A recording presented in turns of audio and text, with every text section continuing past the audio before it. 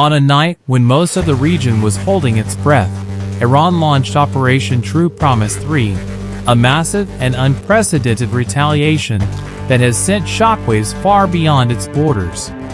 The Iranian military fired approximately 200 surface-to-surface missiles and deployed over 100 armed drones, raining destruction on more than 150 carefully chosen Israeli targets. These weren't random strikes. They were precise, calculated, and chilling in their intent. At the top of Iran's hit list were three major Israeli air bases: Nevatim, Tel Nof, and Ovda, sites deeply embedded within Israel's air defense and nuclear command systems.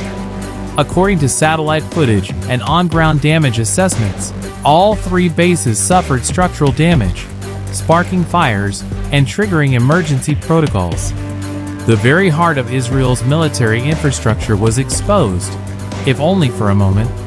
The strike came just hours after Israeli warplanes carried out air raids inside Iranian territory, targeting what they claimed were strategic intelligence and supply hubs. But Iran's response was not just revenge. It was a public display of power, capability, and rage. Brigadier General Amidi Vahidi, a senior figure in Iran's military high command, addressed the nation and the world with a grim warning. This was a controlled response, not the final one. Israel must prepare for heavier consequences if it continues its aggression. His voice was steady, but the words carried the weight of something far more ominous.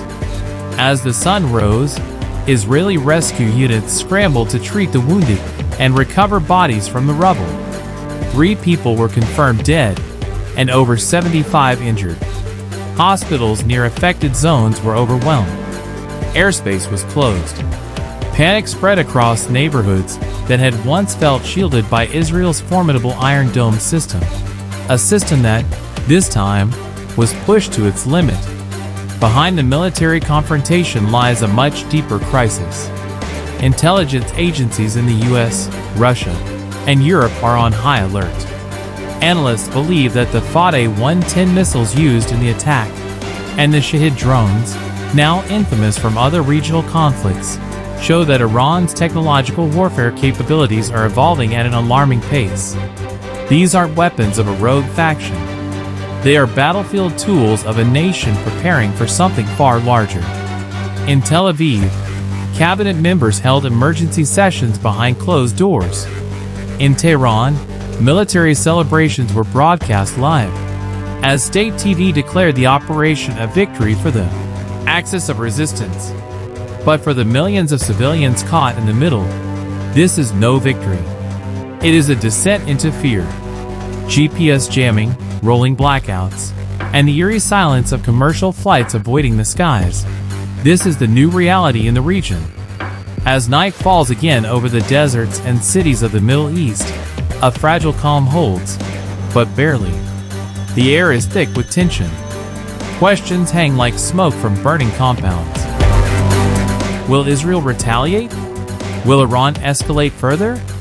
Will the region slide into an uncontrollable war? One thing is clear: Operation True Promise 3 was not the end. It was only the beginning. And the next chapter may be even darker.